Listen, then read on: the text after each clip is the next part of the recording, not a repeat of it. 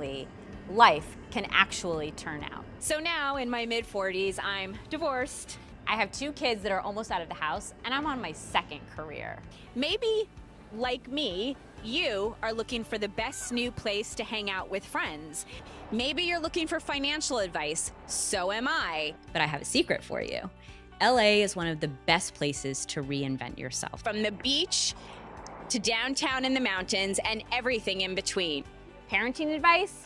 You can come to me. Dating advice? I'm doing a lot of that in this city. So join me.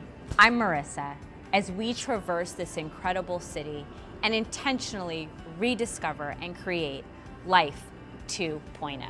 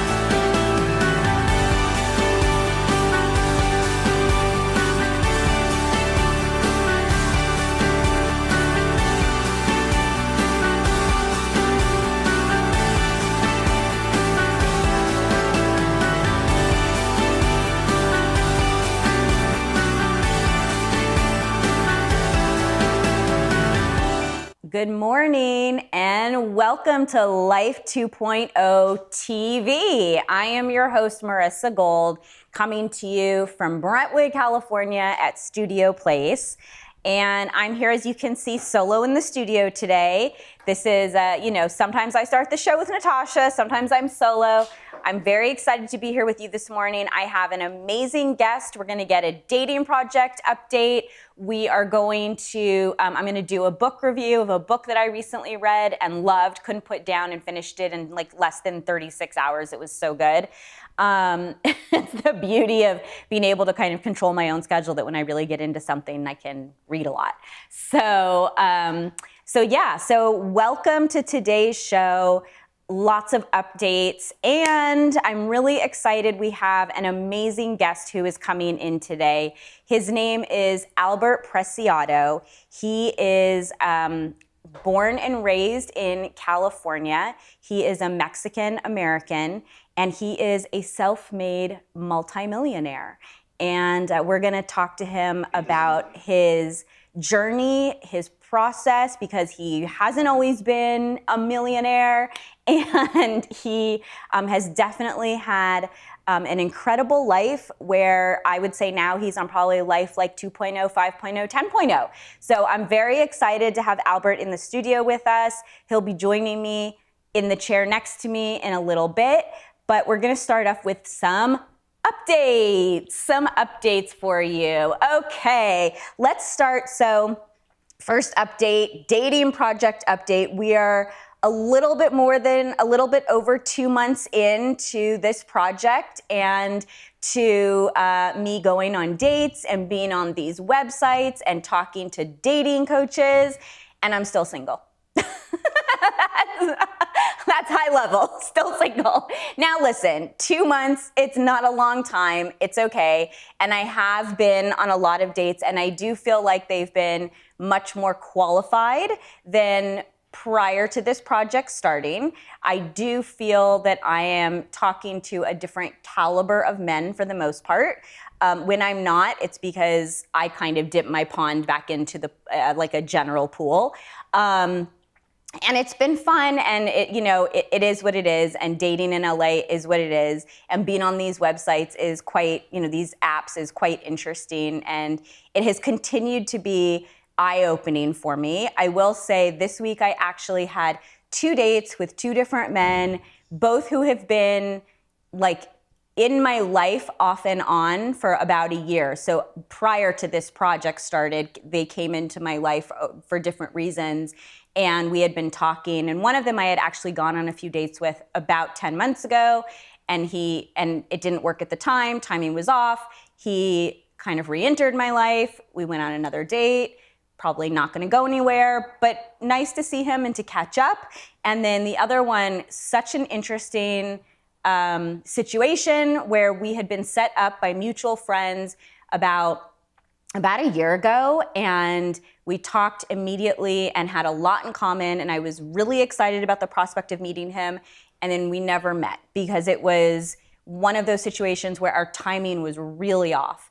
And through a random circumstance of events, we came back into each other's life in the last couple of months, and we started talking again, and we still had a really hard time figuring out our schedules.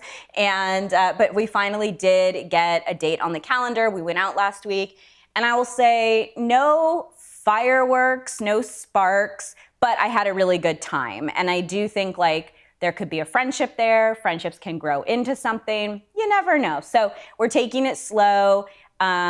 Still on the app, still plugging away. And yeah, I'll keep you posted. I've had some really interesting aha moments. For example, I've realized that I am drawn to men that are not from the United States, which I think is really interesting. Although I'm not exactly sure why that is, but that it tends to be a pattern that I've seen. And there have been a lot of different patterns and a lot of things that I've learned about dating and men in general. And so this has just been a really interesting experience. And I can't wait to actually like write an article about it with all of my learnings from this experience, and like my takeaways as far as like actually for people that are going through this experience, how to help them kind of traverse it more smoothly.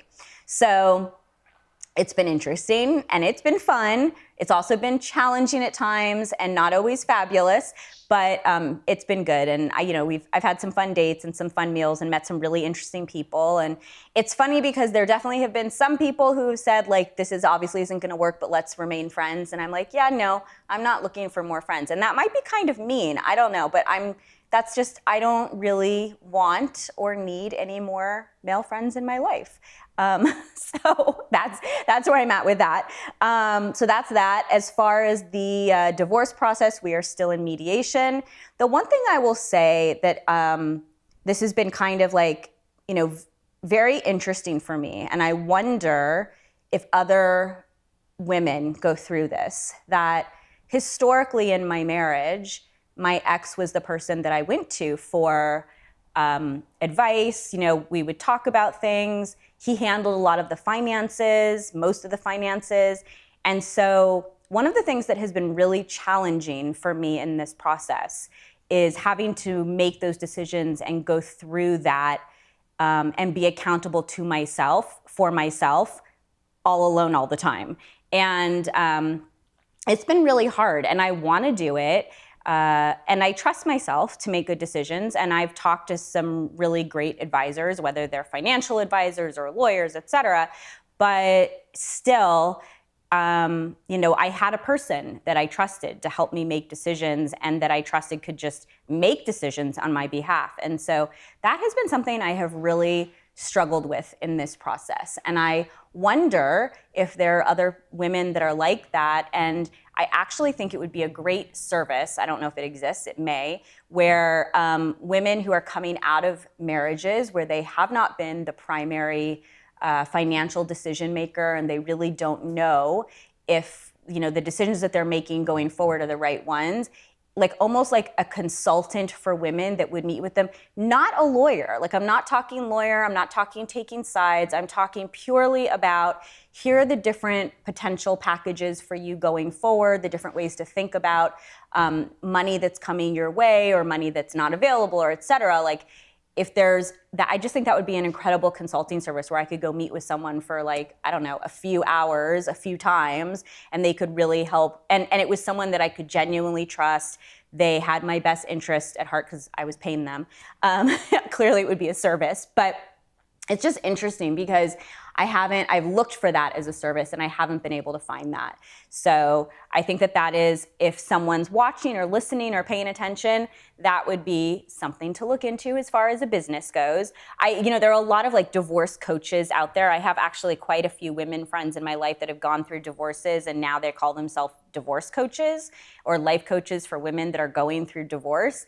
But this is not really part of that. I've talked to a couple of them about it, and for them, it's really more about like the emotional, psychosocial side of it, which I get that, but like that's not my primary focus as far as a need. I feel like that piece is actually, I'm okay with that. The other piece is, like my financial future and taking care of me and my kids, et cetera. And so I think that's an interesting business idea. So those are the updates in my life. And let's talk books. If you know me at all, you know that one of the things I love to do is to read. It is absolutely where I find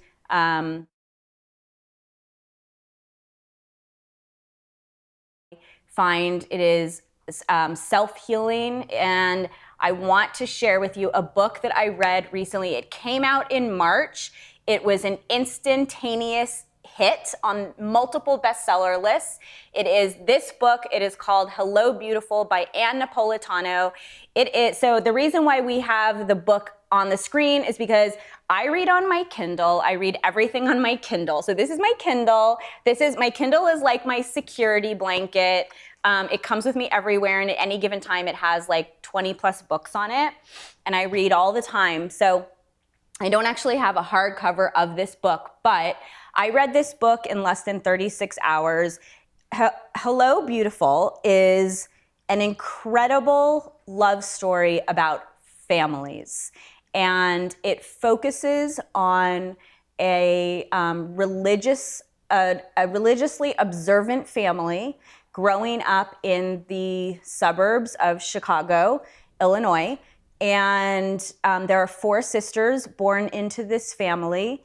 And it is about, the mom and the dad and the 4 sisters, and it is about the trajectory of their lives, how they kind of commingle with each other and live apart and live together, and the people that come in and out of their lives. And the reason why I say it is a love story is because with all great love stories, they're not just between partners, they're between, within relationships between people.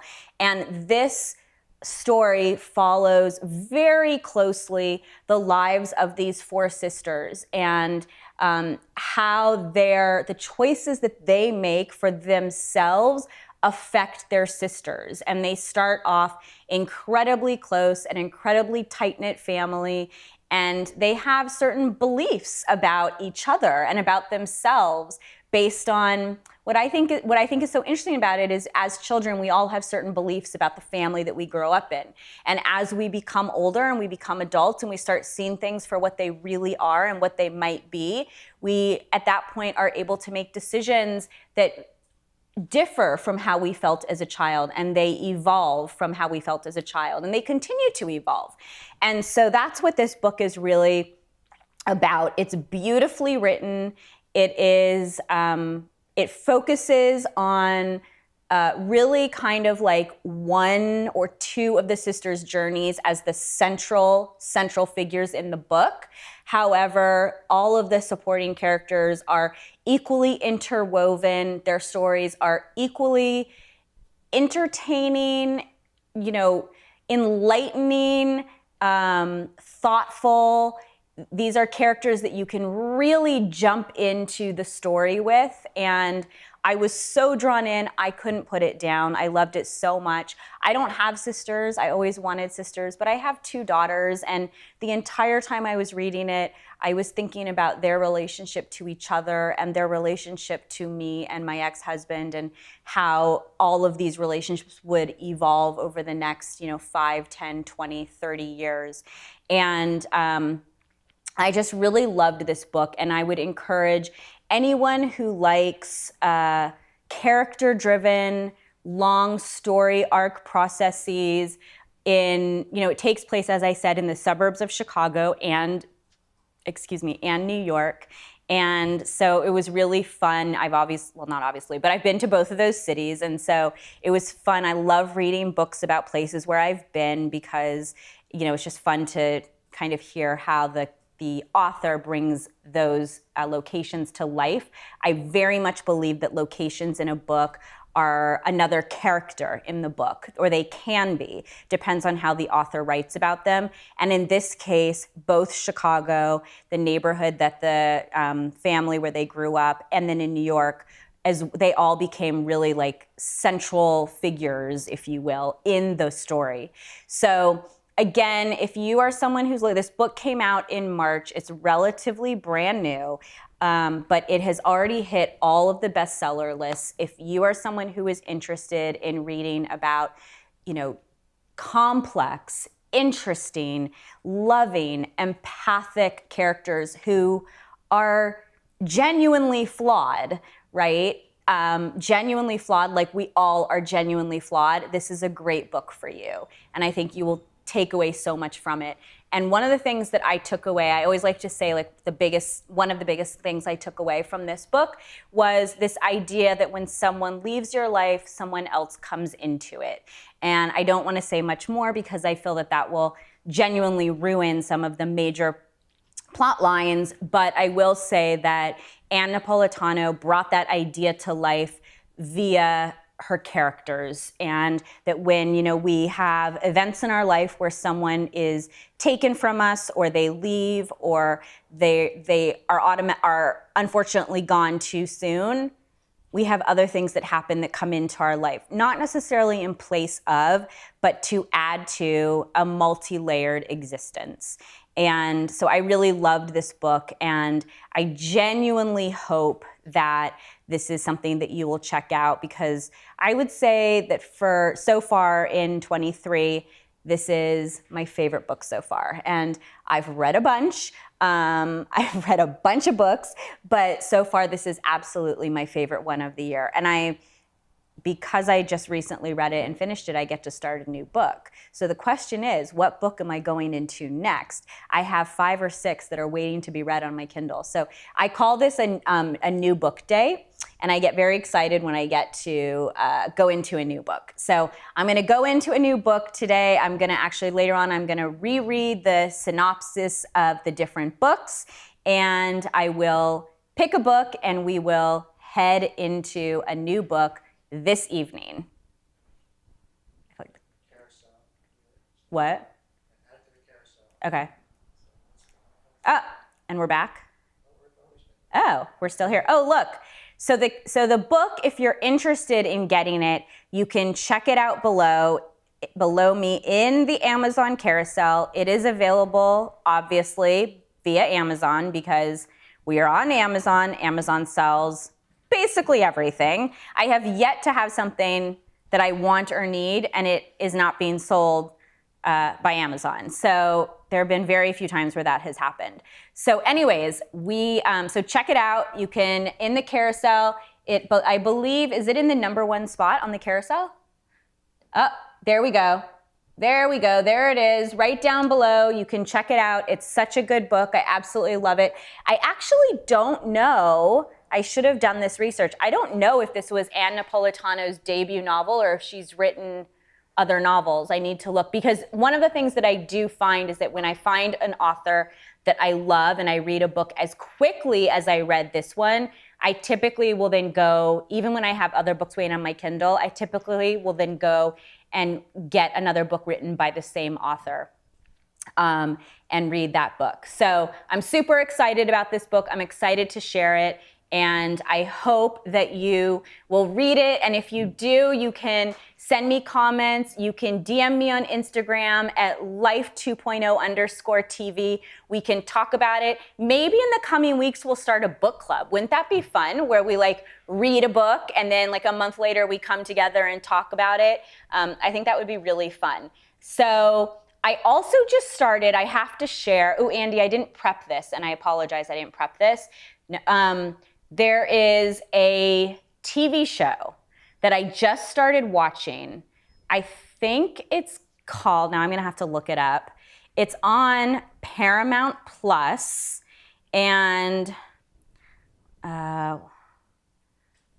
Yes, it's called, okay, so it was on CBS. See, I should have prepped better for this, and I apologize. Why Women Kill. It has the most stellar cast. I just started it last night. It's now, you can get it on Apple TV, Paramount Plus. Okay, it is a dark comedy about, okay, we have someone who wanted to see, great. Okay, so now you can see the book is in the carousel. It is such a good book. I highly, highly recommend it. Now, if you're looking for new TV, this came up in my TikTok feed. I saw a 20-second clip in my TikTok feed, and I loved the clip so much, and it was Ginnifer Goodwin in the clip, who I happen to be a big fan of, and so I immediately went and looked it up, and I found that there's multiple seasons. I think there's 2 or 3 seasons. Anyways, okay, listen to this cast. This cast is unbelievable. Lucy Liu, Ginnifer Goodwin, Kirby Howell Baptiste, who's awesome. Absolutely, so cool. Love her. Wait, shoot. I need to, sorry, I just lost okay. So Kirby Howell Baptiste, Jack Davenport, Sam Jaeger, Lana Parrilla, Matthew Daddario, Allison Tolman, BK Cannon, Jordan Christie, Veronica Falcone. It is literally Reed Scott. It is such a good cast. I cannot even, every time I watch a new episode, I started binging it 36 hours ago, and I'm already 5 episodes in because I loved it so much. In fairness, I had it on the background when I was doing work yesterday, but it's so, so good. And in a scene when they introduce a new character, it's always someone you know. I don't know how we hadn't heard about this show before. So anyways, it is a dark comedy drama. It's written by Mark Cherry, created by Mark Cherry, and there are 2 seasons, and it follows 3 women, 3 housewives, if you will.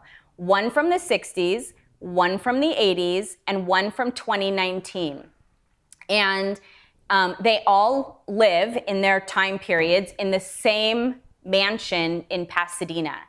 And the series is leading up to, I believe there will be some deaths of some husbands. We'll see. I'm only 4 episodes in, but it is so good. I'm loving it so far. I love the actors and the actresses that are in this.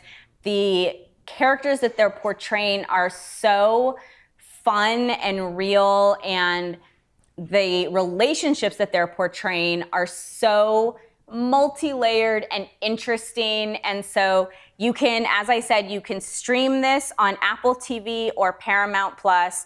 There are a few other ways you can do it, but again, it is called Why Women Kill. I just started watching it, and there are 2 seasons, and I highly recommend watching it. It's fun. I'm just looking. I'm curious how it did on Rotten Tomatoes, because I don't know. Yeah, see, it scored really well on Rotten Tomatoes. The average tomatometer is 76%, but the average audience score is 89%. That's high, people. That is really high. So it says here, a dark comedy drama detailing the lives of 3 women living in 3 different decades. A housewife in the 60s, a socialite in the 80s, and a lawyer in 2019, each dealing with infidelity in their marriage. But such interesting paths of infidelity.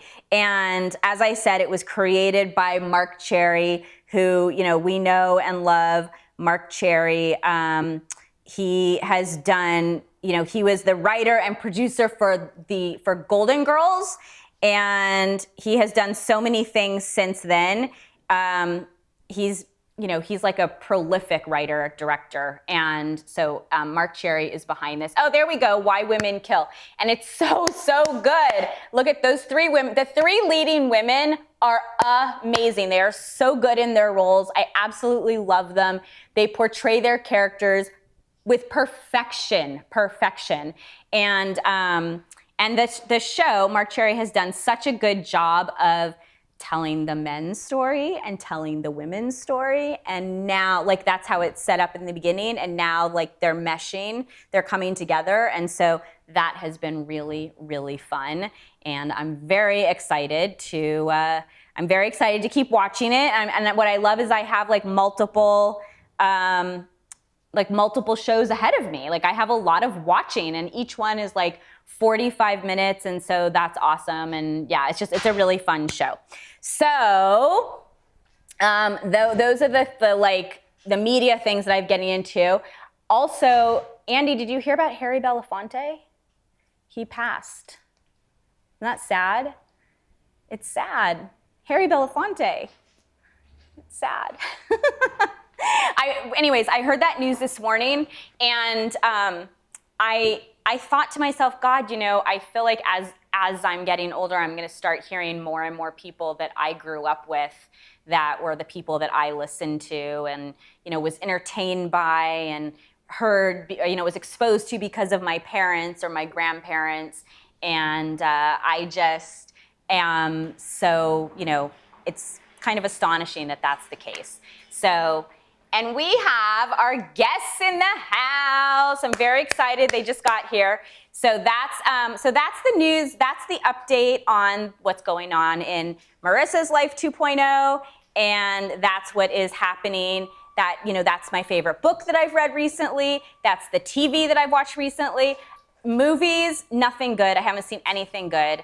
I've been binging Netflix stuff, but I wish I could tell you I've seen something that I've really loved. There hasn't been anything that has been life-shattering, altering, or something that I would want to pass on and say this is a must-watch. The way I feel about Why Women Kill and Hello Beautiful. Must read, must watch.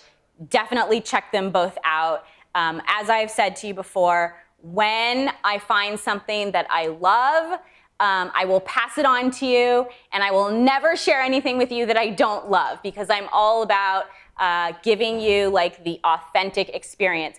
Oh, Harry Belafonte on the screen. Oh, he was, what? I can't see it. I need my glasses. I can't see it. I think he was older, 90, huh? But can't see it. 96? Yeah. Yeah, he lived a very long, full life, I have to say. It's not like he didn't and like he was taken too soon. But that's my point exactly. Even people who live long, full lives, because we are getting older, there are more and more people that we are going to start losing. And that makes me sad, because these are people that I have grown up with, and they entertained me, or I learned about them from my grandparents who are no longer here. And so it brings me back to memories that I had with people that I really loved in my own life. I remember my grandfather basically introducing me to Harry Belafonte when I was younger. And so yeah. Really? We could have her on. She probably lives here in LA somewhere. Yeah, I believe it. Everybody. Anyways, okay. Coming up, we have Albert Preciado in the house. We're very excited. He's getting mic'd up right now. And actually, he came in with his beautiful wife, Sylvia, as well. So I'm excited to say hello to both of them, to have Albert on the show, and to talk all things mortgage and life and family and kids. So stay tuned. After the break, Albert Preciado will be joining me in the studio. We'll see you in a few moments. Stay tuned.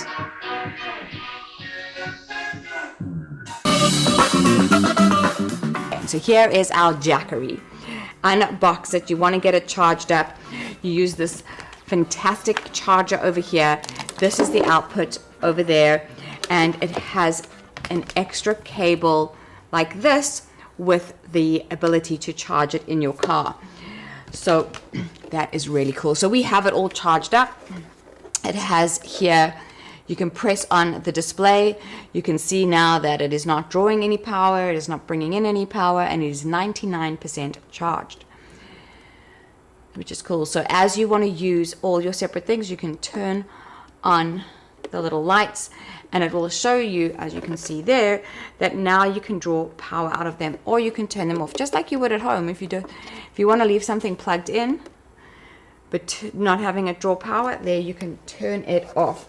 So let's have some fun and see what our Jackery can fire up. So in the past, we have used the Jackery to light up our lives with Govee. We have charged our cell phones, and we have done a few other things. But we've even lit up the AeroGarden. How amazing is that we were able to light up the AeroGarden? But today we're going to push the Jackery to the limit, and we are going to take a look at the This Works. What's this? This Works car vacuum. Awesome, very cool. And we could even take a look at Tambi used it.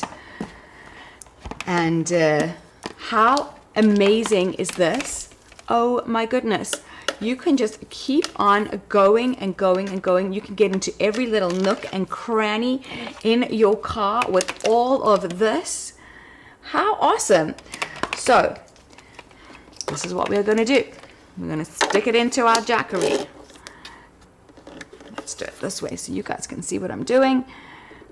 Turn it on. The little light and the display have gone on because we are about to fire this up.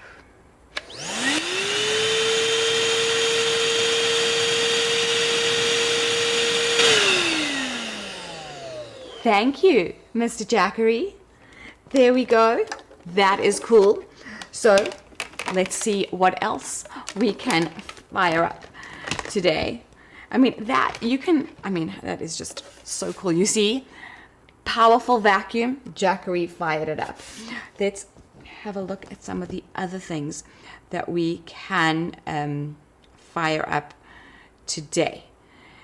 Let's see. Here we go. So let's try the Levoit air purifier. This is a high power drawing item, I think. I would imagine so. It's not something that you would generally plug into this little power port here. Amazing. If this works, you know how incredible this must be. So not only is the Jackery used when you are camping or exploring the world in your RV or your car, the Jackery can also be your backup power source for a disaster. Disaster preparedness. The Jackery is definitely something that you'd want to have in your home. And God forbid there is something and the air is not pure, and now you're stuck in your home, you've got no power, you can't put your air purifiers on.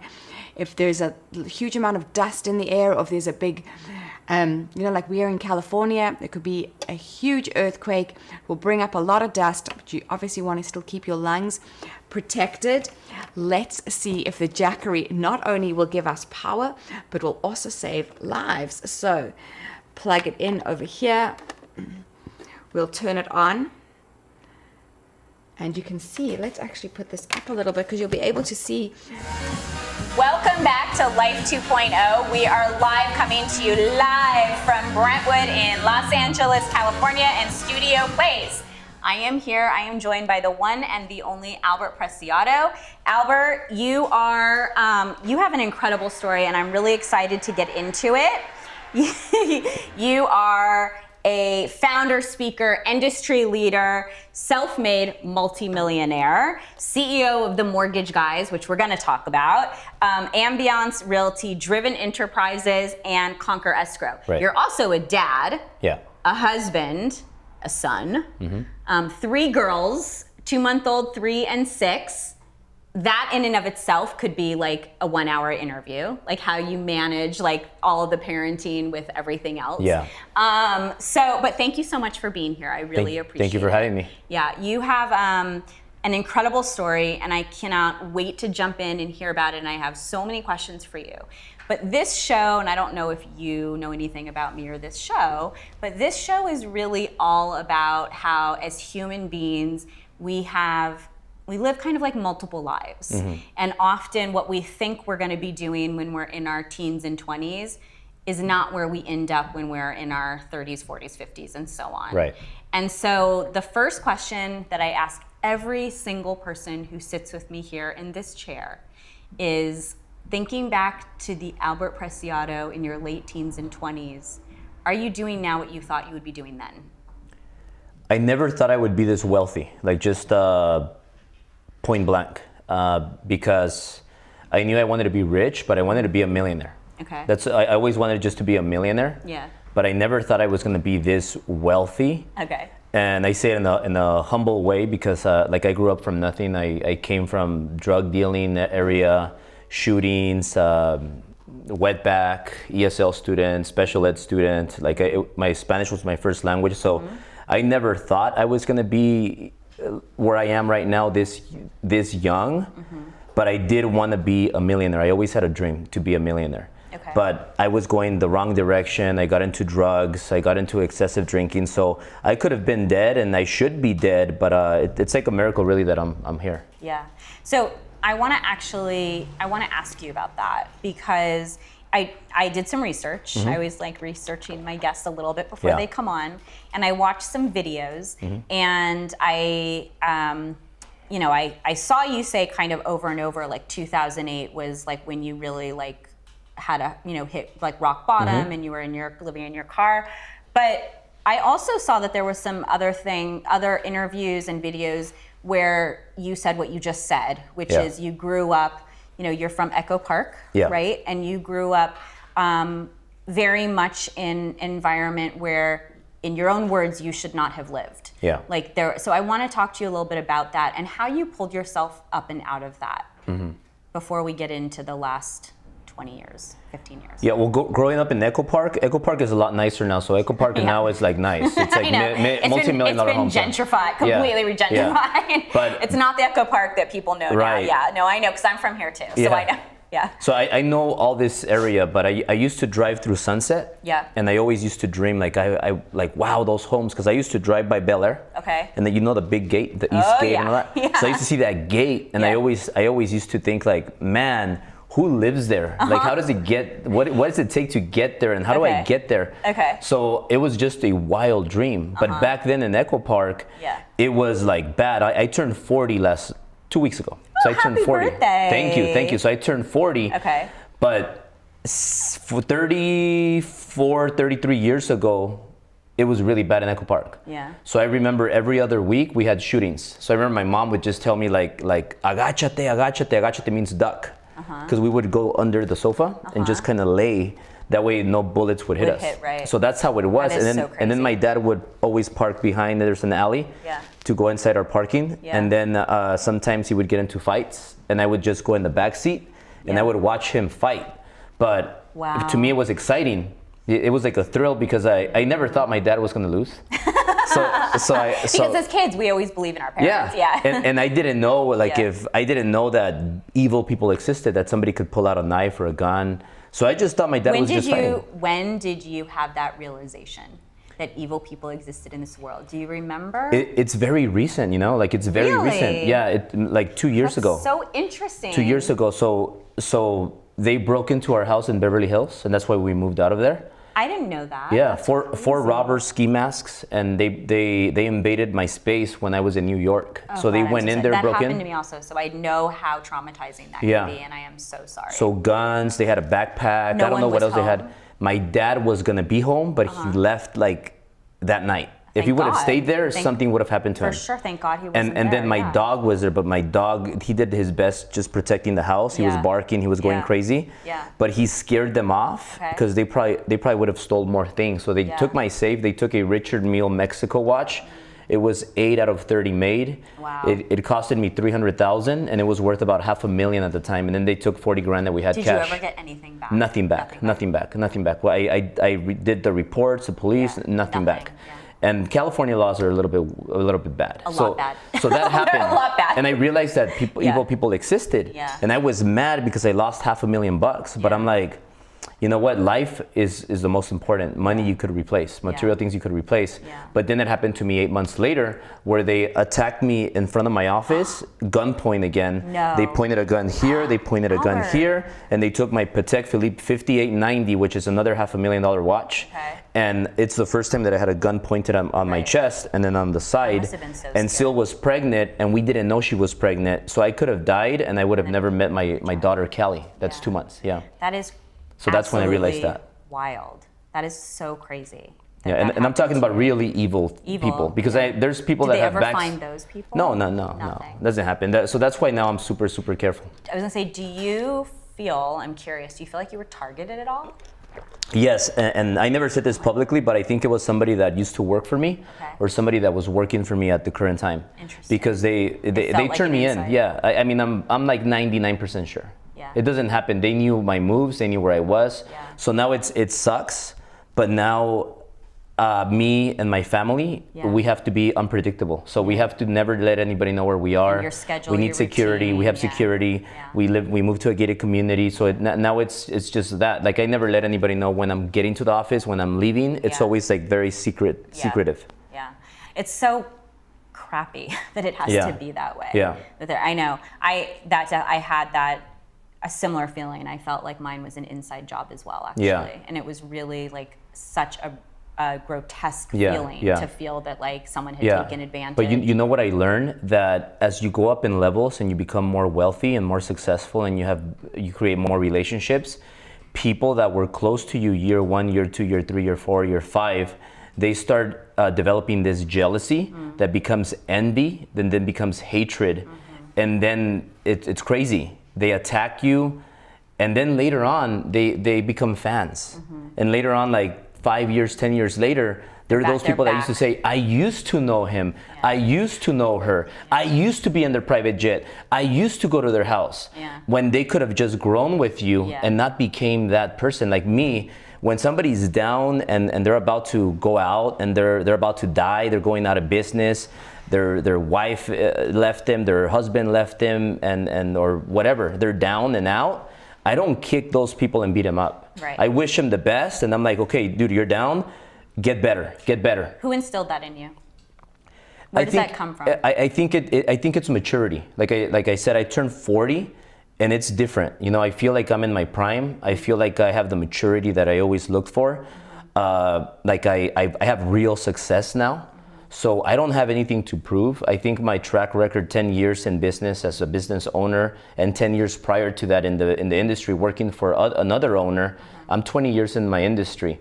So I'm very confident. I learned core values. I was never the ethical person I am right now, or the person I am right now. I used to be unethical. I used to do bad things, but experience taught me a valuable lesson. So that's why I became that person.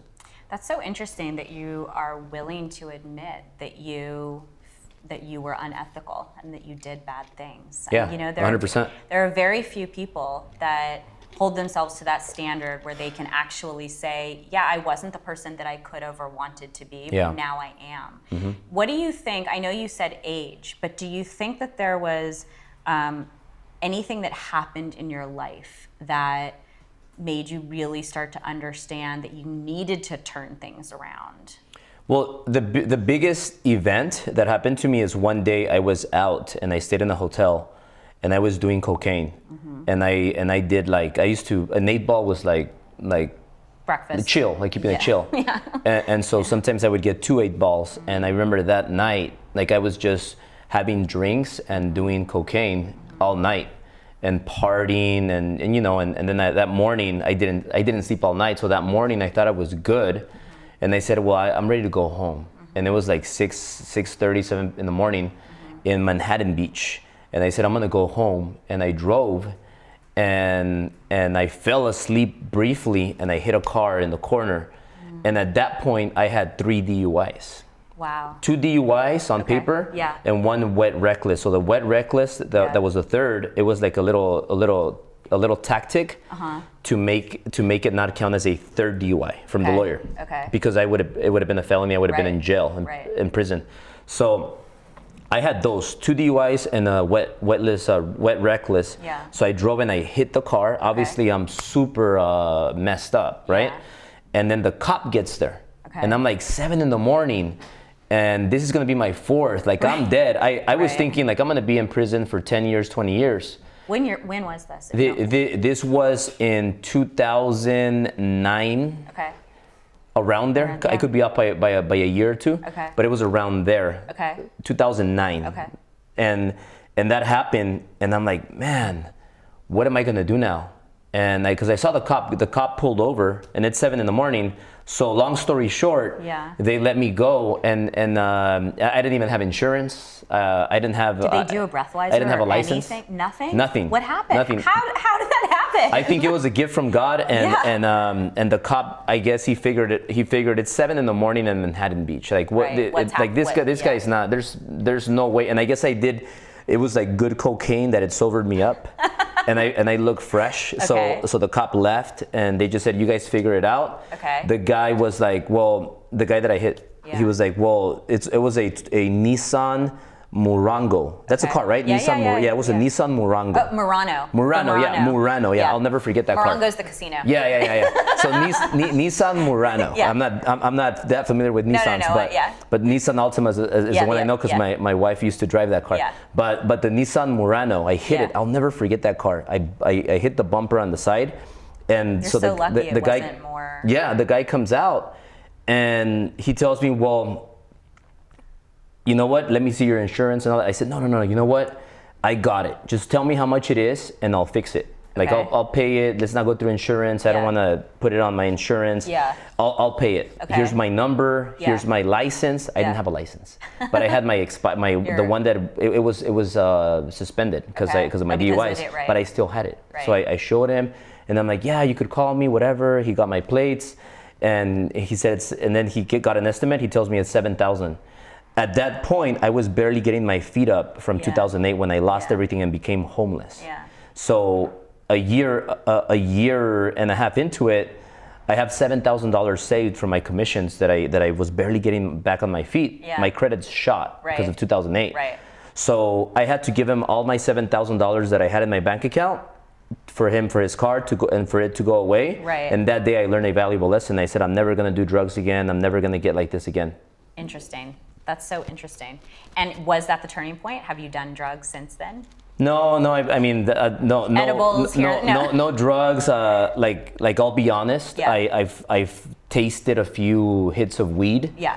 But that's it. Yeah. And I'm not a big smoker. Like if I have a hit, like it'll hit me, and I don't like doing it. But I'm not a smoker. Like What about, do you drink alcohol? I drink alcohol. Yeah. I'm not drinking right now. Yeah. No. It's vodka in the water bottle. Yeah. No, breakfast. Yeah. Okay, so we met at a Tim Story event. Yeah. A few months ago. Yeah. We met at a Tim Story event. He had you on one of his panels. It was an incredible evening where there were, I believe, 6 of you. You can see right now we're showing that. Oh yeah. That was when I interviewed I you love Tim Story. backstage. Yeah. So how did you get involved with Tim? I always wanted to be a speaker on stage. Okay.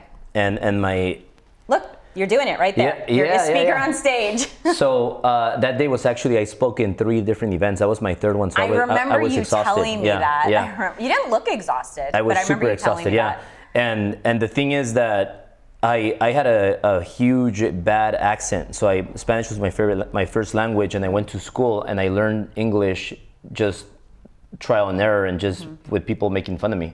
And that's how I learned English. Like they put me in special ed class first, then ESL class. Why did they put you in special ed? Because they thought I was special ed, but then they realized he just doesn't understand English. That's not his first language. So then they put me in ESL class, and then ESL class. That's when I started learning English. Yeah. But I always had a huge accent. I didn't feel comfortable, and I was always like nervous when I was in front of people, and I was super shy. I was the most insecure kid ever.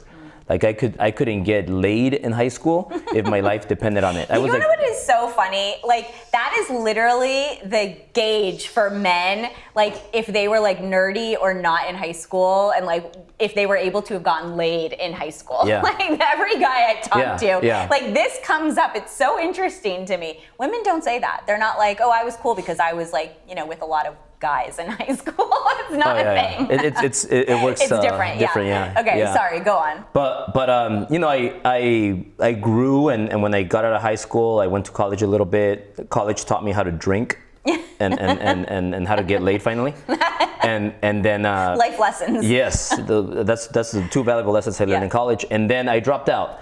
And I said, you know what? I'm tired of where I am. I want to get better in everything that I need to get better. I want to become a better speaker. I want to get more girls. I want to build some muscle. I want to build confidence. So I started reading self-improvement books, and I started going to the beach, working out, and all that stuff.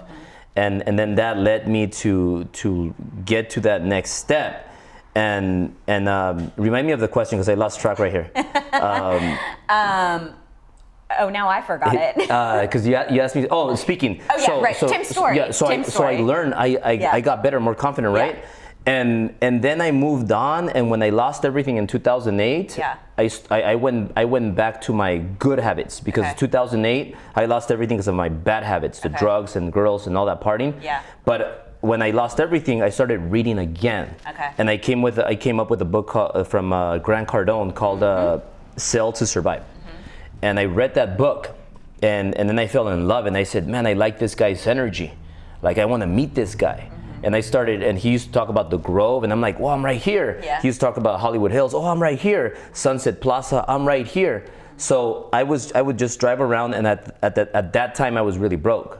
But I listened to the audiobook, and I said, I want to meet this guy. I went to the 10X conference. I became friends with Grant Cardone. And then I always wanted to speak on his stage. I said I wanted to be a 10X speaker, because I grew my business again to making about 1.8 million more or less. And then I said I want to speak, because they told me when you make $1 million, you'll speak. I made $1 million, then I made 1.8. I never got the opportunity. And I just said, you know what? If you're not going to give me the opportunity, and there was another previous person also that never gave me the opportunity as well. Okay. And this was a mortgage seminar. Okay. So I said, you know what? I'm tired of this. And I said, Todd and Grant, I love you guys, but I'm moving on. You said, I'm going to create my own I'm going to stage. create my own stage. So I came back really inspired from that last event that I went to, Grant Cardone's event. And I told my wife, hey, you know what? I have an idea. We're going to create our own event. And she's like, what? Because she knew I wanted to speak on stage. Yeah. But she said, you've never done that before. And I told her, well, I'm going to do it. We're going to do it. If Grant Cardone could do it, and he planned the event and did it in 3 months. He planned it in 3 months before and did it, and had 500 people. Yeah. I said, well, we're going to do the same. Like, there's no difference right here. Like he's double my age, and you know, like, and yeah, I'm Mexican, but I'm going to do it. So I told her I'm going to do it, and I took a shower, and I said, she said, what are we going to call it? I said, give me a minute, let me take a shower. I took a shower, I put on Patrick Bet-David, and he kept on saying, drive, drive, drive in his video. And then I came out, and I told my wife, I got a great idea, it's going to be called Drive. And she looked at me like this, like, Drive? And she said, it's missing something. I said, you're right, it's missing a letter, and Driven. So I said, let's do it, let's book it. I called my best friend at the time, and I was so excited, and I sold him my story, and I told him, hey, we're gonna do this event, Driven. I need 50K, okay? So I'm gonna put 25K, you'll put 25K, and we'll go 50-50. You'll be 50% owner, I'll be 50% owner. He turned me down. Last 12 months, that company did $10 million. He could have been 50% owner of that. Wow. So, do you still talk to him? No. He used to be with the company. He's not with the company anymore. Okay. And then that first event, we got 500 people. Yeah. And Tim Story was one of the first speakers that believed in me. Wow. Yeah. Oh, that's such a good story. And ever since then, love Tim that. Story has been in the 7 events. Like we've been in Driven conference has existed 7 years. Okay. This in October we're gonna have Driven 7. Okay. And then we have the business boot camp, which is more for June, business. right? And it's coming up, yeah. So Tim has been in every event Wow. since day one. That's incredible. That is incredible. I didn't realize that he had been at every single event that you've done. Yeah. That's amazing. Well, it speaks volumes about you. So you've mentioned it a little bit, but I want to pull back and go and talk about what happened in 2008. Yeah. And then to present day. Yeah, yeah. And I'm curious where Sylvia falls in that, because I know I did see one video that said that Sylvia lived with you in your car.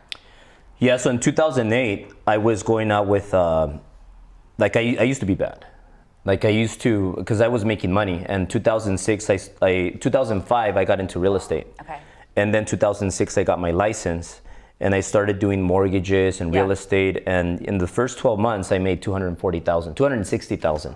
My first 12 months in real estate. Okay. So I started fast, and because I have an addictive personality. That's why cocaine wasn't good for me.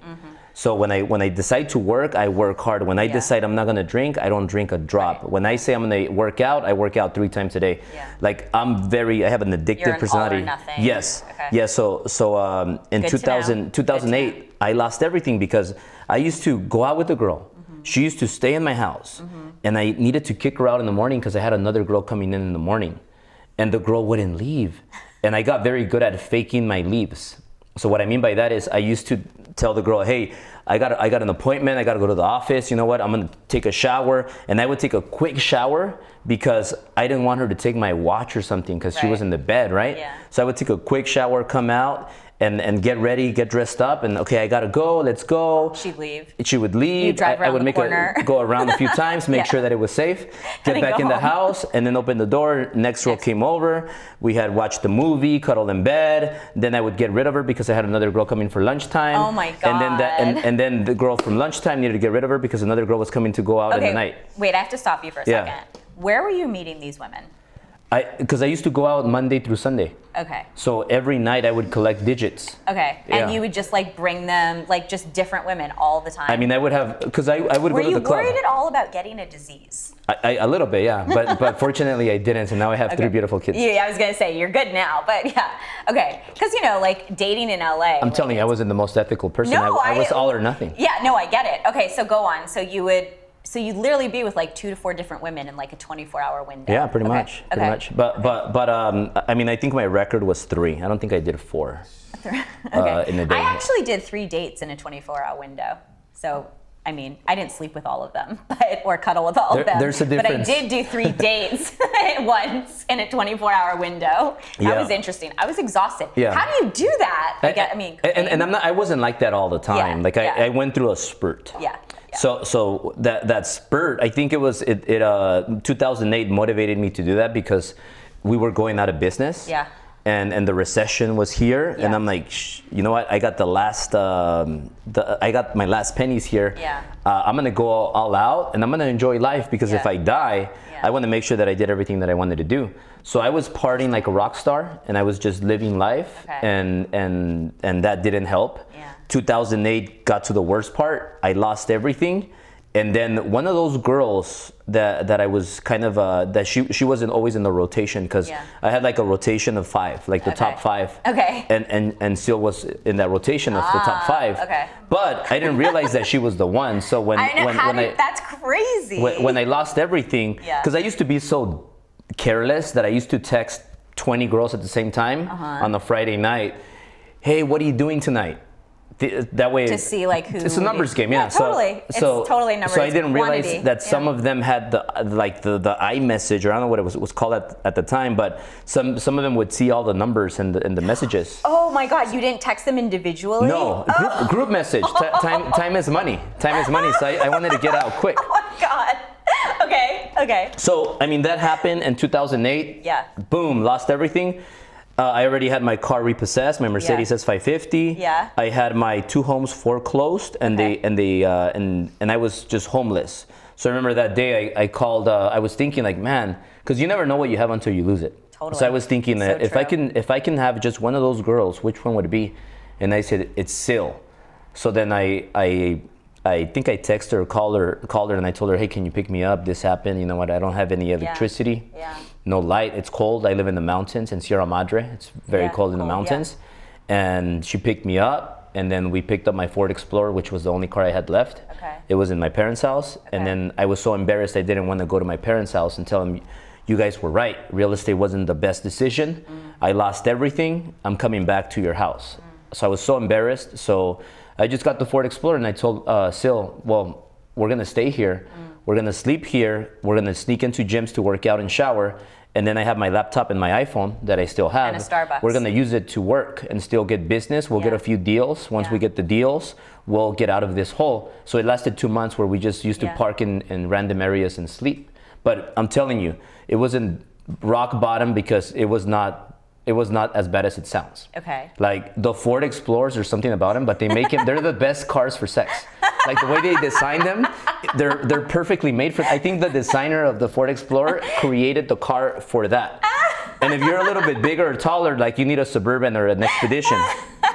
But for us, for our size, she's 5'3", I'm about 5'9". Yeah. It worked perfectly. It worked, yeah. Okay. So Sylvia was there at the beginning with you, like your comeback story. Yeah, and you guys were like, you did it together, it sounds like. Yeah. So tell me about that journey. So you live in your car for 2 months, and then after you're in your car for 2 months, what happens?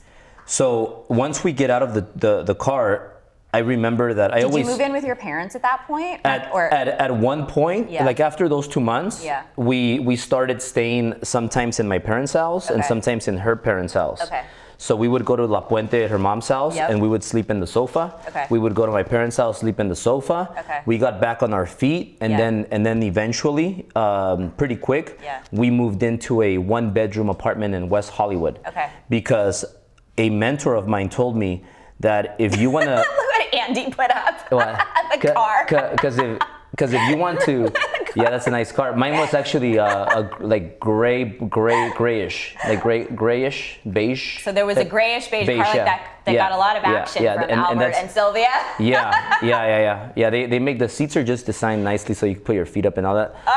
But yeah. So I remember that. I have like deep respect for the two of you right now. Thank you. I mean, you got to make it work, right? Yeah, like wherever. But it was fun. You know, we were young and it was fun. And one thing that I want to make clear here, because I think this would be good for the audience watching this, that I didn't turn into an angel right away. Yeah. Like we were in the Ford Explorer, but I was still a bad guy. I was still like doing cocaine. I was still partying. I was still, I didn't turn like from one day to the next. It took time. So from that point on, I started changing little by little. Okay. And I remember a mentor that I started, and then buy a 3-unit or 4-unit property, because you could get a 4-unit property, up to a 4-unit property with an FHA loan. So I started creating better relationships that weren't into drugs, going out and all that. And I moved from a different place. So I went all the way to Orange. And I was used to being in Pasadena and LA area. So I went to a different crowd. And this crowd, there was a lot of white people. It was a mix. And I'm not saying that white people are more ethical than Latinos, because I'm Latino. And there are a lot of white people that are not ethical. And so it's not really about that, but this area, those people were just way more ethical than where I was. You were surrounding yourself with specific people. Yeah, with druggies and party animals.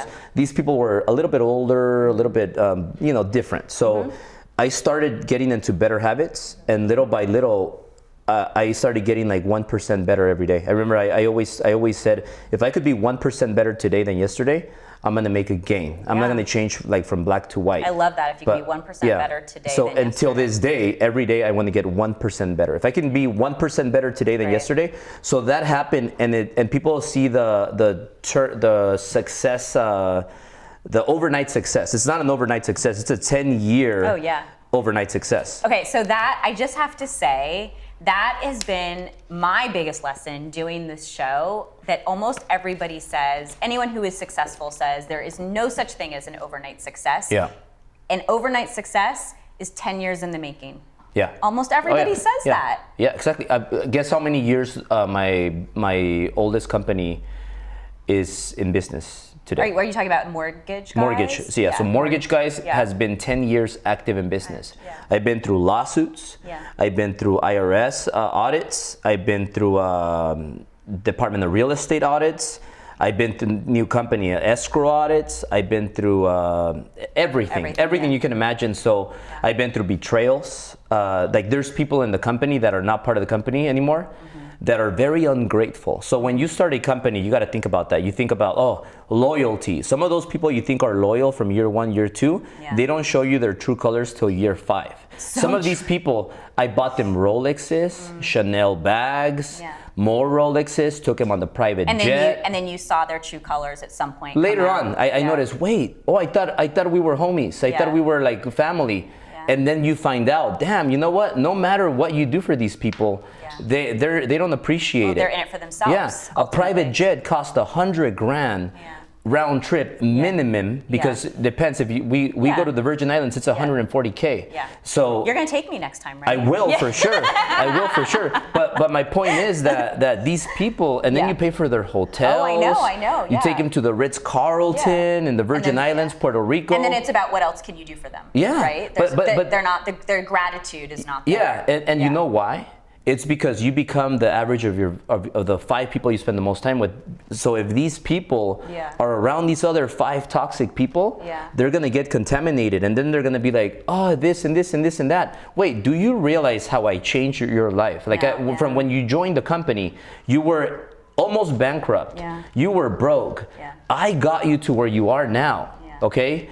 And now that's the way to repay. Like it's Andy, are you hearing this? This is all so good. I love this. I'm loving this. Yeah, and this is all based on my personal experience. Yeah, totally. Well, that is really what I love about this, Albert, is that it's so authentic. It comes from an authentic place. It's truly your experience. You're not just spouting something that you believe or that you are aspiring to. You're talking about something that you have been through. You have lived this life, and you've had these experiences. And so to be able to share this wealth of information and knowledge coming from an authentic place, this is the kind of information that can really help people. So, okay, so I'm sorry to interrupt you. So go on. So you were building the business, and I have a question because I saw that in some of your bios, it said that the Mortgage Guys was originally the Mortgage Guy. And that there was a pivotal moment where you made the name change. And I'm curious, what was that pivotal moment? Who brought it to your attention? Why do you feel that was pivotal? Well, I hired a mentor, Ty Lopez, back then. And what happened is that Ty Lopez, I want him to come on this show. So I'll give you his cell phone. Oh, awesome. So the thing that happened is that I was one day just working. In my parents' staircase. And a lender, because as a broker, we work with lenders. Her name is Gina Carr. She's a lender rep. She called me and she told me, Albert, why don't you open up your own brokerage? Like, why don't you become a business owner, your own mortgage brokerage? And I said, huh? And I'm like, I never thought about that. Like have your own business. Why? Yeah, for what? Like at that point, you had only worked for other people. Yeah, I was working for a mortgage broker, like for his office, for his company. She said, why don't you become that? And I said, well, I never thought about that. And she said, you have the drive and the business mindset. Like you're a business guy, Albert. You have it in yourself. So sometimes, very important for people to take notes of this. Sometimes somebody sees something in you that you don't see in yourself. Well, so here's what I say. Not that you don't see in yourself, but they see it before you see it in yourself. Yeah, that's a good way, So she gave me that idea and I ran with it, and I called my broker, my boss at the time, and I asked him, hey, you know what? I got a great idea. I want to get my broker's license and I want to, literally be your competitor. And I thought it was going to be that easy. And he says, oh no, it's not good. Don't do it. I don't recommend it. And he didn't give me the information. I talked to him to this day. His name is Mark. And he's a good friend of mine. But that's what he told me. So I said, okay, well, I'm going to do it anyway. So I went to Google and I Googled it. How to become a mortgage broker. How to open a broker mortgage shop, Wow. And then I Googled, and I started just Googling everything, and I called the Department of Real Estate. It took me longer. I made mistakes. but I got it done. Self-made. So then I started the mortgage guy. I went through all the ups and downs and the hassles, the mistakes, overpaid for stuff. Yeah. But I opened the mortgage guy. Finally, I'm able to conduct business. Yeah. I sent my first loan. I funded, Yeah. and I think it was like a $10,000 check. And I'm like, oh, I keep all of it because I'm an owner. And then boom, bills just keep stacking up. And then I'm like, shit, I'm actually negative because I have all these bills, insurances that I didn't even know that I needed. Right. And then wait till you get your first lawsuit. I mean. And then you're like, man, you know what? I don't want to start a business. I don't recommend a business for anybody. No? If you want to grow a real business. Like if you want to grow a business, because every business you start, you gotta start a business with the exit plan. Yeah. You gotta build a business to sell. You don't just start a business mom and pop shop because you're just gonna create a job for yourself. Yeah. But people don't understand that. Oh, so smart. So if you want to Love create that. a real business, one that's gonna be worth 100 million, 200 million, you go a into billion. it thinking about how you're going to exit it. Yes. But I don't recommend it for anybody because you're gonna have nightmares. You're gonna sleep 1 hour, 2 hours a day. You're gonna lose sleep at 12 midnight. Yeah. You're gonna feel like committing suicide.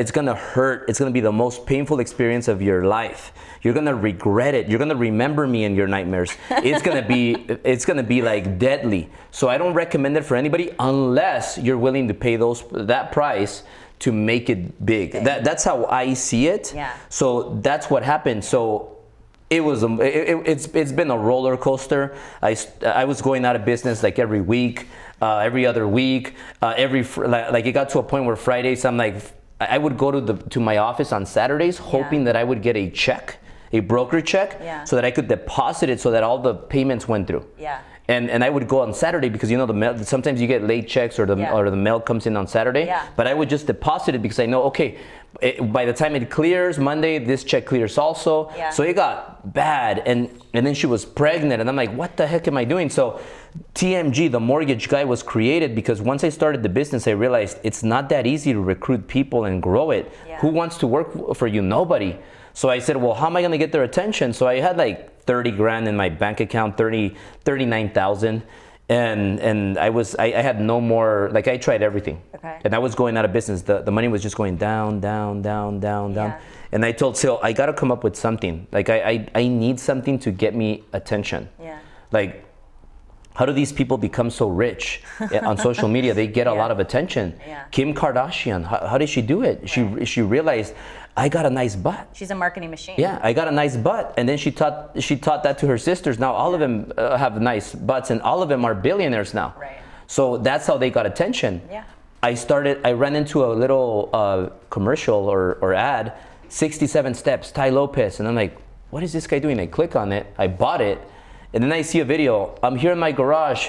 Here's my new Lambo that I just got, but behind me, more important, knowledge. And I'm like, this guy's a genius. So I said, told Sil, I'm gonna go check out some cars for motivation. I stopped at a dealer, and then I went to another one. I went from Aston Martin to, Bentley to Aston Martin to Lamborghini. And then I said, my dream car has always been a Ferrari, because I remember when I was 6 years old, my dad took me to the mansions, because I used to be a painter. That's another story. But I used to be a painter with my dad, and I used to come paint homes at 6. Oh, wow. And I used to go to Bel Air. I saw a Ferrari there for the first time. I fell in love with the Ferrari and the mansions. So I went to see the cars. Okay. And I tell Sil, hey, I'm gonna get this, I'm gonna put this application in. I'm not gonna get it, I won't qualify, don't worry about it. And she's pregnant, we're about to go out of business, and she's like, what the hell are you thinking? Yeah. And I said, don't worry about it, I'm just gonna put $5 grand down, it's just an application, I'm not even gonna qualify. But you know what, I'm doing it. I was drinking champagne, I'm a little happy. They give you more champagne at the dealers, just in case you guys don't know that. Yeah. So I put the application in, they tell me you don't qualify, go home. I'm all bummed out, and I'm like, man, I got drunk that day, and then the next day they call me and they say, we got you a deal. Terms were bad, I didn't have the money.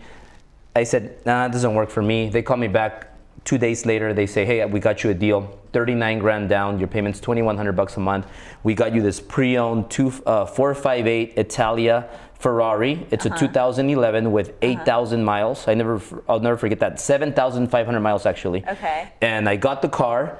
I named my daughter Italia after the Ferrari 458 Italia. Okay. My first daughter, and then I get that car. My first month, I made $45K extra because of my Ferrari. It started getting attention from realtors, clients, and from there on I took off. And then Optics. and then from there on I took off. I copied Tai Lopez, and Look at that. and then well, that's a new one. That's $1 million one. Yeah. So when that happened, I got stuck again. Yeah. And then another mentor that I hired, I invest a lot of money into mentors. I spend over $5 million in mentorships. Wow. And I hired Patrick Bet-David he's just sold his company PHP for about $250 million, more or less. Wow. So now this guy told me, the mortgage guy and the Ferrari, nobody wants to be under you. Nobody wants to be your little guy. You got to make it plural. And I said, let's add another letter. So a letter has always been the answer for me. I added a letter S, became the mortgage guys. And then I started attracting more people, more agents, more salespeople, more employees. They wanted to be and like then you. it grew. So now we're at the point where now it's going to become another name change, where it's going to become TMG Lending. We're going to become a lender nationwide, and then we're going to exit and sell the company in a couple of years. Amazing. Woo! That's incredible. That's that story. Good. That's amazing. How many people do you have working with you now? About 300 plus. Wow. 300 plus. And your offices, are they only in California, or you have? We have an office. Our headquarters is on Sunset Plaza, the Sunset Towers, the 6th floor. Yeah. And then we have a lot of office. So we have the whole floor, the 6th floor. Yeah. If you ever want to visit at Sunset Towers, I would love to. 6th floor. Yeah. We have a bar. We have a lounge. I know. I saw pool that. table. I saw that. Yeah. I saw that we you got have a bar. showers, locker rooms, That's gym, incredible. balcony, a studio. We're gonna come and shoot some B-roll. Yeah, I want to come check down. it out. Come down. Yeah. So and then we have a bunch of branches, like other branches, like we're in Salinas and we're in San Diego, we're in Rancho, So we're in what's Long different Beach, about the experience? and we have and also Florida, in Florida. Yes. Okay, Miami. Fort Lauderdale. Fort Lauderdale. Okay. Yeah. So what's different about working with you guys? Well, the difference is that right now, and some people will agree with me, some people won't, but I believe we've been in a recession, and especially for mortgage and real estate, production dropped about 90% across the border. So every mortgage company and real estate company, their production dropped 90% because rates started going up and then prices started going down. And people most people only know how to get business the way they were getting business in the good times, which 2021 was a fairy tale year. Yeah. Anybody can do good. Yeah. My daughter, Italia, that's 6, could have been a top producer back then. She could have sold mortgages. She could have sold, like, what do you got to say? All she has to say is 2%. Right. Like, hey, 2%. She would have made a sold, $300K minimum like that. My daughter, Italia. So you didn't need any skill. Yeah. It was just, you were just a paper collector and message delivery person. Yeah. So then the market changed and rates went up to like an 8, 9, 10, and then prices started coming down, and then people were like, we're not buying. Why would we buy right now when prices are going down and the rates are at 9, 10? And then also people were like, why would I sell my house right now? If I sell my house, I have a 2% interest rate. What am I gonna go get another house at an 8%, 9%? Right. Are you crazy? Yeah. So then all of a sudden, you could still sell, but now you gotta have this. Now you need a brain. Not any goofball can sell mortgages or real estate, because there are good deals and there are good strategies, but you gotta have this. Yeah. So at the Mortgage Guys and Ambiance Realty, we teach you this. And also the secret weapon, because most people are trying to get business the old school of getting business. We don't do that. Instead of going to a place or door knocking or meeting people face to face, which you should still do, we can attract and reach an audience of thousands of millions of people through social media.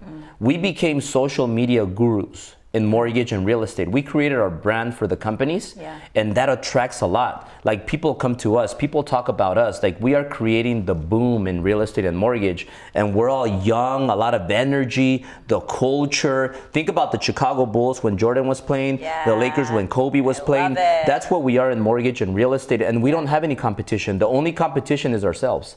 And I highly believe that in the next 2-3 years, we're gonna build $1 billion company. Like, I put it on my life. Wow. And everybody that's part of our company is gonna get a piece of it when we exit and when we sell. That's amazing. People that don't earn it are not. Right, but you're creating a culture of people Yeah. who are genuinely there for the right reasons. So social media and creating your personal brand has been the biggest difference, and the core values. So do you have someone or a team that is just solely focused on your social media? I'm the brains of that. You are. I'm the brains of that. I have a team that helps me Yeah. with like the videos, the Yeah. websites, the Yeah. content, but I have the ideas.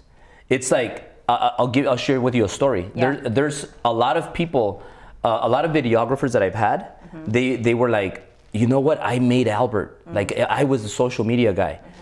No, incorrect. Yeah. I'm the social media guy. Yeah. I'm the ideas. Yeah. I'm the talker. Right. I'm the visionary. They're implementing your vision. Yeah, I tell them let's do this and we do it, but then they think it's their idea. Yeah. They try to go do it somewhere else. Yeah. It doesn't work. Right, It because doesn't they don't work. have you. Yeah, it's like Grant Cardone. Yeah. Nobody made Grant Cardone. Grant Cardone made himself. Yeah. Like nobody made Tai Lopez. Tai Lopez made himself. It's the personality, and it's having mentors. Like you got to learn from a mentor. So that's what I do. Like with my people, Yeah. I spend time with my generals, and the Yeah. generals. What the generals are to me is the 20%ers. Yeah. Because 20% of your workforce, Yeah. of your sales force, is going to get you 80% of the results. Yep. A lot of people make the mistake that I'm going to spend time with every single member of my company. And that's not the way you grow a company. I learned it through mistakes. I used to be that guy. Yeah. Now you got to earn my time. So the 20%ers, those 20%ers that bring in 80% of the revenue, That's I'm who going to you- sit down with you one-on-one and I'm going to show you how to become me or better, because Right. I'm okay with people becoming better than me. It's a lot of work, but I want to help you become better than me. Yeah. When somebody becomes better than me and somebody sells a company for X amount of money and they're way at a higher level than me, I'm happy for them. When somebody is down, I'm not going to kick him and destroy them. I'm going to let them back up and I'm going to wish him the best. Yeah. But it's all about being ethical, because I believe big on karma. When Me too. what you do when people are not watching is important. Absolutely. And if you do unethical things, sooner than later you're going to pay the price. Yeah, I completely agree with that. Let me ask you a tough question. Yeah. Okay. And I'm asking you this because I've been to a lot of like events where there are people that speak publicly and they Yeah. have programs like Driven or Tim's Story, right?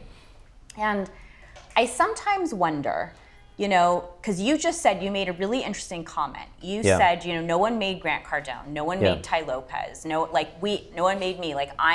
Yes, I'm into mentorship. You clearly value it as you've spent money on it and you've read self-help books. But do you think that there is a part that is innately there or not, and it doesn't matter how much you spend on it, you can't create Tai Lopez, Albert Preciado, Grant Cardone, out of every single person, no matter how much they spend on it? I'm just curious your thoughts on that. And I recognize me asking this question is challenging because you do have driven enterprises, right? So it actually, it's like, it can be scary to answer this question, but I'm curious what your thoughts are. Yeah, no, I'm very transparent. I'm an open book too. I'm always learning. Yeah. I think that anybody can make their dreams a reality, because I had everything against me. Like I was the most insecure kid, and I just practiced harder, because I was never the best looking guy. I was never the fittest guy, the smartest guy. So I had to work harder. Some people are born good looking, they're born smart, they're born with natural talent, ability, because ability is something you're born with. Like for example, Jordan was born with the ability to jump. Right. No matter how much I practice my jump, I'm not gonna jump like Jordan. Right. Because I don't have that ability. Yeah. So people are born with abilities, but you can also work on your skill sets. Yeah. Well, Tai Lopez calls that opportunistic luck. Yeah. Right? Yeah. Some people are born with luck, but then it's how you use that in the opportunities in your Yeah. life, which I think is really interesting, because I do think there are a lot of people that are born lucky, but just because you're born lucky doesn't mean you can turn that luck into. Yeah, I think that it kind of works against you sometimes, because you have everything and you don't work as hard. And when you're born and you have a lot of limitations, Yeah. you have to work hard. You don't have any other option. So Yeah. that's how I was. Right. And so I think if people work on their skill sets, like if you're not good in sales, that's a skill set. You can Totally. practice and you're going to Totally. get better. Yeah. You're going to get better. So people need to focus on practicing and improving their skill sets. And Yeah. that's why there's a lot of trainings. There's a lot of mentors, Yeah. but you got to go do the work. Yeah. You're not going to get you're not going to read. There's a book, a pickup artist book, right? It's I think by Neil Strauss or the game. I don't know, something like that. Okay. It teaches you how to pick up girls. Okay. Well, that's what I used it for. Okay. But it teaches you how to pick up girls. But you're Okay. not gonna read a book and then all of a sudden you're gonna go to the first supermodel you see and you're gonna pick her Right. up, take her to your bed. Right. No, you gotta go there and Practice, practice. You're gonna fail many times yeah. before you get it to work. Yeah, it's a 10-year success story. Exactly. Yeah. So what people right now don't want to do is they don't want to practice. Yeah. They just want to learn, and learn more. Like I'm the first person to tell you, stop going to seminars. I have a seminar. Stop going to seminars if you're not doing the work. Right. Go do the work. Yeah. Oh, I love and then that. go to the seminar. Yeah, I love Again, that. if you want to learn more. But people just want to learn and not do the work. It doesn't work that way. Yeah, no, I think that that's actually a brilliant response to my question, because I do think there are what I call like lifelong researchers and lifelong academics, and people that are just reading, trying to absorb information to like up their game. Yeah. But it's about how you put what you're learning Yeah. into practice. Yeah. Okay, I want to pivot a tiny bit. Sure. And so you have a beautiful wife who's Yeah. been with you and helped you grow your business and your life and your family, and you have Yeah. 3 daughters. Yeah. How has that been, being an active dad of having 3 daughters and being a husband and also managing your companies and driven enterprises and Yeah. everything that you do? Like, how are you able to do that? When you have a daughter, it just gives you, or a kid or a boy, it gives you more drive. I've always been big on drive. Like you need to find your drive, and for me it's my family. Like my family motivates me and drives me to be better every day, because I'm not the type that's gonna say you gotta spend X amount of time with your family, Sundays are just for the family, Saturdays, like I don't believe in that. I believe that I gotta go and work hard, because I think that's the better lesson that I can teach my daughters. I want my daughters to see their dad working his ass off so that they become that person. I don't want my daughters to feel that dad's always chilling at home, that dad's with his beer belly. I want my daughters to see Albert's. I had my daughter on my podcast. She's 6. Oh, really? Yeah, we did a 40-minute podcast and she did Really? great. Yeah, Italia. And What was it about? about just tips for 6-year-olds, for kids. Oh, I business love that. business tips. Yeah, That's adorable. And so she was telling them to like stop being lazy, work hard, go to the office with your Wow. parents. Yeah. Wow. And so, she definitely has gotten that from watching yeah, you. yeah. So that's what I want. And Yeah. the thing is that I'm never gonna stop, because I want to have 10 kids, 10 babies. So I don't want Does my. Sylvia want to have 10 babies? It doesn't matter. It doesn't matter. So, It does matter. So I beg to differ with you. As a female in the room, it does matter. when I have my 10th kid, Yes. I'm like 60-year-old papa. Yeah. I'm still gonna be working as hard as I am right now and more, because I don't want my first child to remember dad as a hard worker, and then my 10th child to know dad as that multi-billionaire that's a lazy couch dad that doesn't work hard, because then that's gonna affect my 10th child. Totally. So I always wanna be going hard until I die, because that's what I want people to remember me by. Okay. And that's my drive. And Sil, she's the most amazing wife. And I'm kidding about the 10. Maybe we'll have 8 or 9. I think you're going to have a conversation with her to come up with the final number. We conversate. And so Sil is like, it took, like, no kidding, it took me like 1,000 dates to find a Sil. It's hard to find a great woman nowadays. Yeah. Hard. Equally hard to find a great man. Exactly. Aww. Yeah. So Sil, Love that. we grew together. You totally grew together. Yeah, we grew together, and then you came up in the world together. Yes, I mean, and as then, parents, as entrepreneurs, And then what helps is that we have our different roles. Like, for example, like I'm in charge of finances and the vision. She's in charge of operations and the kids. And it's her decision, her final decision. I don't butt in, she doesn't butt in my stuff. So we complement each other, and we grew together. And then there's a really good book called Rocket Fuel that I want everybody to get. Okay. Rocket Fuel. Rocket Fuel. And Rocket Fuel explains how there's 2 types of business people: the operator and the visionary. So I'm a clear visionary. She's a clear operator. Oh my God, And this is so good. I love this. So I wish you had told me this when I was married to my ex, because he's an entrepreneur and I could have used this advice then. Yeah. So Sil is amazing. She's the best operator I've met in my life. That's amazing. She operates all the companies. Wow. And I drive all the companies. Yeah. So we complement each other really well. So for example, like Sil's really good at planning, organizing the events. Yeah. But without me, it would be an empty event. Yeah. But I could sell the tickets, fill it up, but I wouldn't have an operator. Right. So I would be a mess, go out of business too. Right. So and there's we mutual complement each other. trust and shared desire to be successful. Yeah. And look, there's the book, Rocket Fuel. Rocket Fuel, yeah, really good book. I'm gonna check it out. I'm gonna read it. Next time I see you, we're gonna conversate about Rocket Fuel. And then just to end this conversation on this, it's all about commitment. Like I committed to my wife 100% and to my kids. I love that. So like I'll see a hot girl, and I'll be like, damn, she's sexy, she's good looking, but I'm not gonna do more than that. Yeah. And if they try to do anything, I just don't. I don't. You don't reciprocate. I don't because I'm committed to my wife. Have you been tempted by other women? No, Like, never. No. Interesting. That's interesting. Like it makes for me it satisfies me more, and it's more of a. It's fun when you see the girl that she wants you, but she can't have you. That's kind of fun. I'll have to admit that. Yeah, right? You know you still got it, but then you go, like a little game you play as a man. It's a little game. I know men do play those games. You want to know the games that women play? We know how to manipulate when you guys play those games. Yeah, and I think that keeps the relationship healthy. Totally. Yeah, no, totally. So keeping your relationship healthy, how do you focus on your relationship with Sylvia?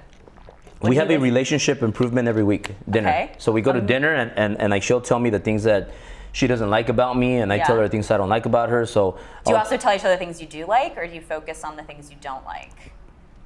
We like she'll tell me like you're fat. I tell her you're fat.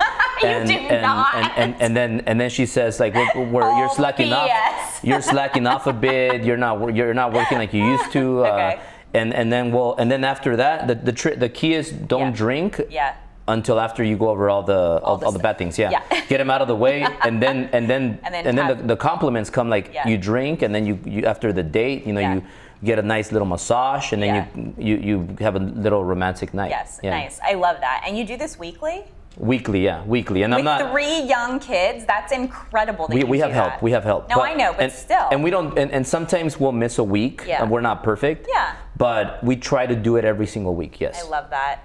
Okay, so let me ask you a couple of. We're getting close to the end. I want to be respectful of your time. This has been so much fun. So.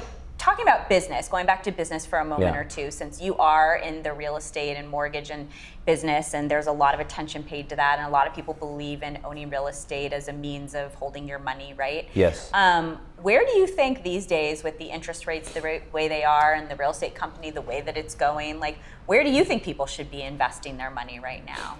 I think the real estate is the best investment ever created, and for me, my biggest regret was selling my real estate.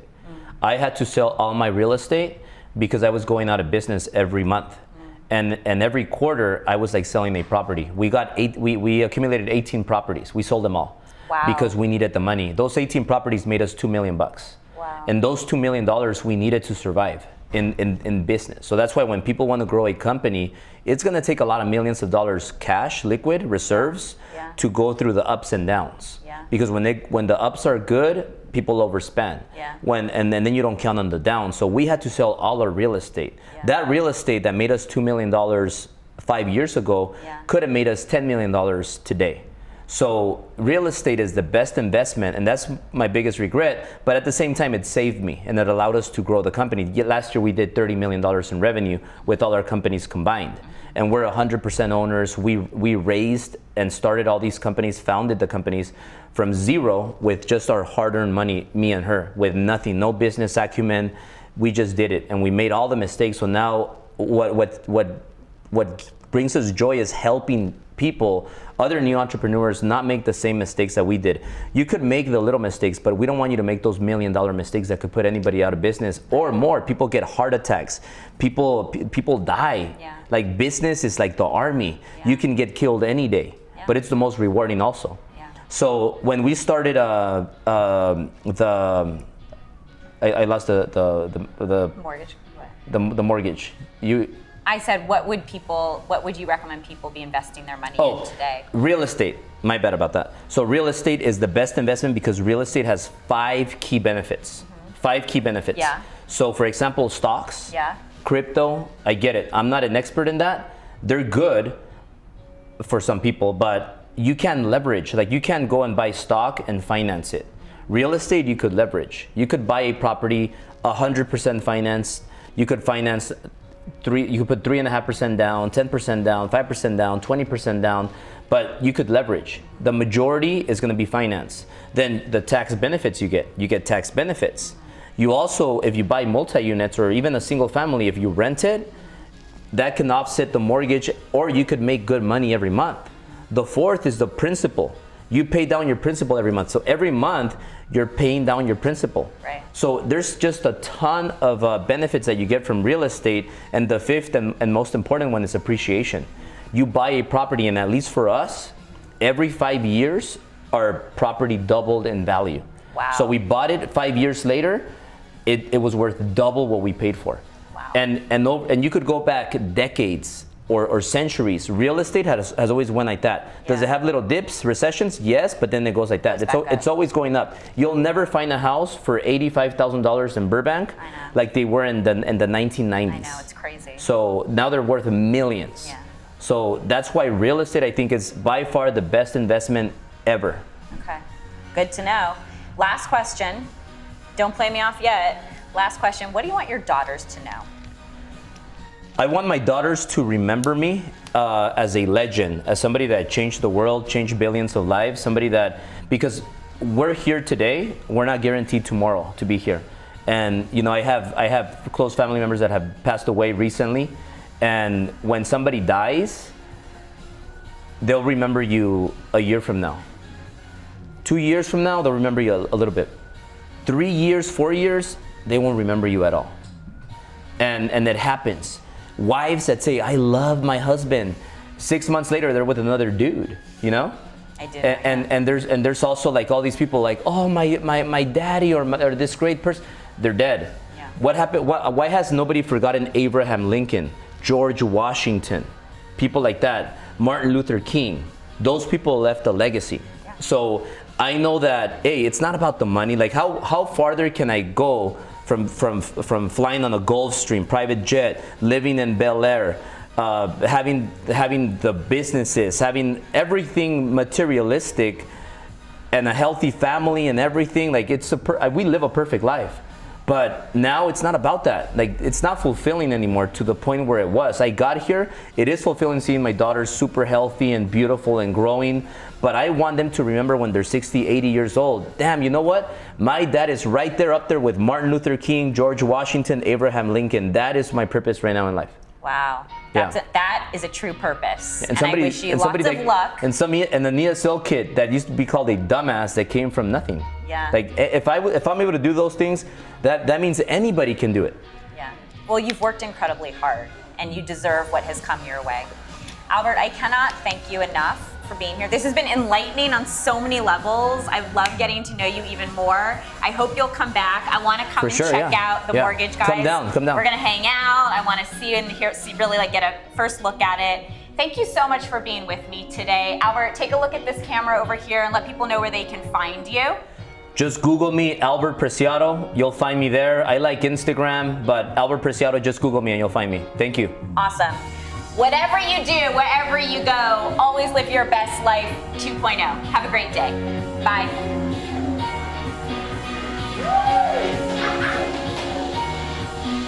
That was great. You're awesome. You're you. You're one of the best interviewers I've been with. Oh, yeah. Thank you. Like I could. When I was a kid growing up in Southern California, I had my life mapped out.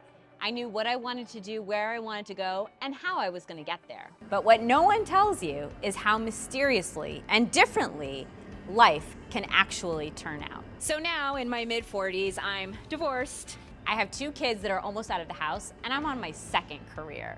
Maybe, like me, you are looking for the best new place to hang out with friends. Maybe you're looking for financial advice. So am I. But I have a secret for you. LA is one of the best places to reinvent yourself. From the beach to downtown in the mountains and everything in between. Parenting advice? You can come to me. Dating advice? I'm doing a lot of that in this city. So join me. I'm Marissa as we traverse this incredible city